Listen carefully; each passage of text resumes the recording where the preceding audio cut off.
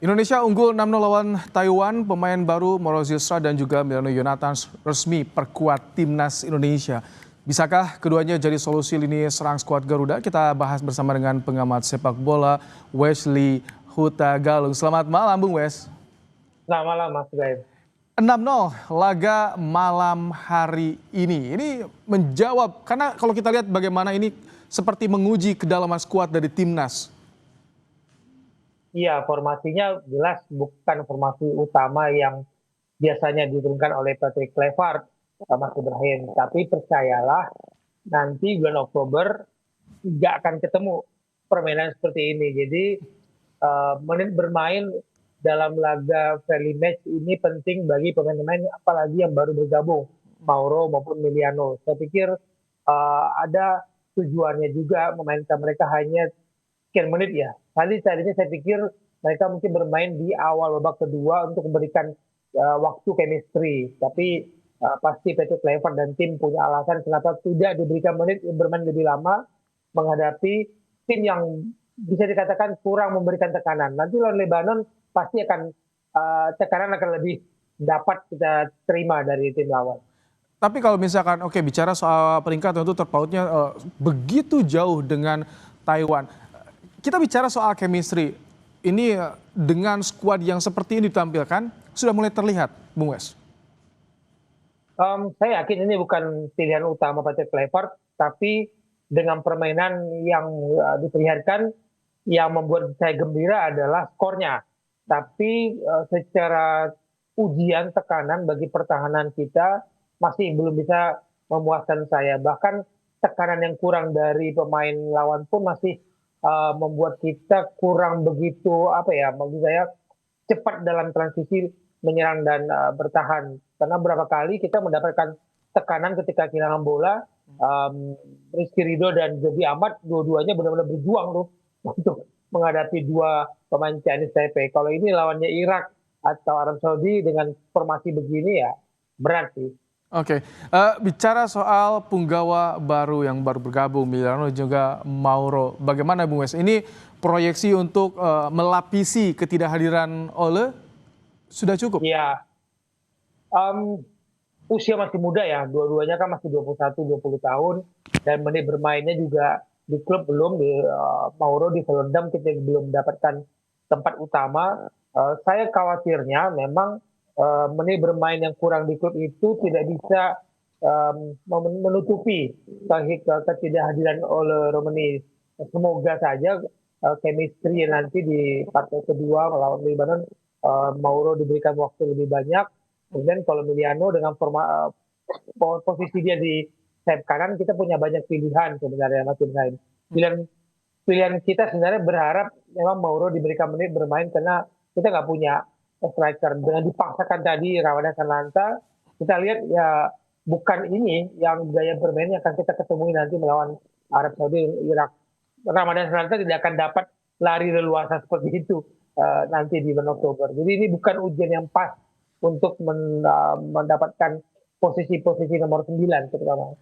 Kalau nanti lawan Lebanon, ini kan peringkatnya tidak jauh dengan kita.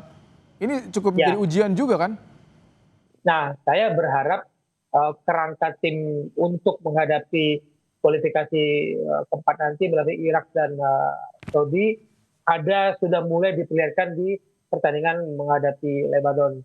Kita lihat ya, Nathan bermain cukup lama, diberikan kepercayaan sejak awal, itu kan menunjukkan formasi yang dulu ada di era Sintayong mulai diberikan kesempatan kembali. Tapi kalau nanti ada tim utama yang ingin diperlihatkan, saya pikir lawan Lebanon akan terjadi perubahan komposisi lagi. Tapi skuad kita dengan di musim kompetisi saat ini mereka sudah mulai menjanjikan ya akan mendapatkan lumayan banyak menit bermain seperti yang diinginkan oleh Kluivert. Ya, pilihan ya bahwa seorang pemain itu ingin bertahan di sebuah klub dengan menit bermain sedikit atau pindah untuk mendapatkan menit bermain itu sebuah pilihan. Tapi pindahnya pun juga harus menjaga fondasi sepak bolanya dia. Jangan sampai fondasi sepak bola yang cukup bagus bermain di Eropa terganggu. Kalau saya katakan kadernya malah menurun dengan kepindahan klub, jangan sampai itu mengganggu dampaknya ke tim nasional. Jadi menit bermain sangat dibutuhkan, latihan sebanyak apapun, insting bertanding itu tidak akan mudah didapat kalau tidak diberikan kepercayaan di pertandingan resmi, Mas Ibrahim. Setelah melewati beberapa kali pertandingan, Anda sudah mulai bisa melihat bagaimana pattern atau pola yang sebetulnya disiapkan oleh Kluivert ketika target man tidak ada, sudah ada plan B, plan C-nya, sudah terlihat di sini, Bung Wes. Saya belum terlihat, jujur di pertandingan lawan Chinese Taipei ini tidak terlihat kita menemukan pengganti untuk pengedor nomor 9. Kita berkali-kali masuk ke dalam kotak penalti, tapi kita lihat ya serangan kita, kalau saya catat di sepanjang pertandingan, kita banyak menyerang itu memang dari kedua sayap terus, dua sayap, dan di babak kedua kita banyak menyerang dari kanan atau kiri pertahanan Chinese Taipei. Jarang sekali bola itu masuk ke dalam kotak penalti untuk mendapatkan posisi nomor 9. Nah, ini yang harus diasah nantinya menghadapi Lebanon. Kalau kita lihat biasanya gaya pemain di Belanda itu, Liga Belanda bahkan, memang pemain nomor 9 ini masih jadi tren ya hingga saat ini, dan itu memang masih diupayakan untuk diturunkan ke timnas Indonesia, Bung Wes. Iya, kita ngomong sepak bola Belanda dengan fondasi yang berbeda dengan sepak bola kita. Kita coba, Mas Ibrahim, lihat di liga kita sekarang namanya I-League, I-Liga Super ini. Formasi itu pasti center back, gelandang, striker itu sudah pasti pemain asing. Nggak dapat tempat pemain lokal kita untuk bersaing, dan kemudian ini bisa kemudian menjadi modal kita untuk mendapatkan striker di tim nasional. Susah. Jadi dibandingkan di Belanda pun saya pikir mereka masih kehilangan sekarang. Dulu ada kelas Huntelaar, ya kan, ada Patrick Kluivert, ada kalau kita mundur lagi. Tapi sekarang tidak ada striker murni nomor 9 benar-benar mencuat sehingga klub-klub Eropa berebut tuh mencari pemain striker dari Belanda. Oke, baik. Tentu kita harapkan nanti lawan Lebanon bisa menjadi gambaran real bagaimana peta kekuatan timnas Indonesia jelang round 4 yang akan digelar di bulan Oktober. Terima kasih Bung Wesley Huta Galung telah berbagi di Kompas Malam.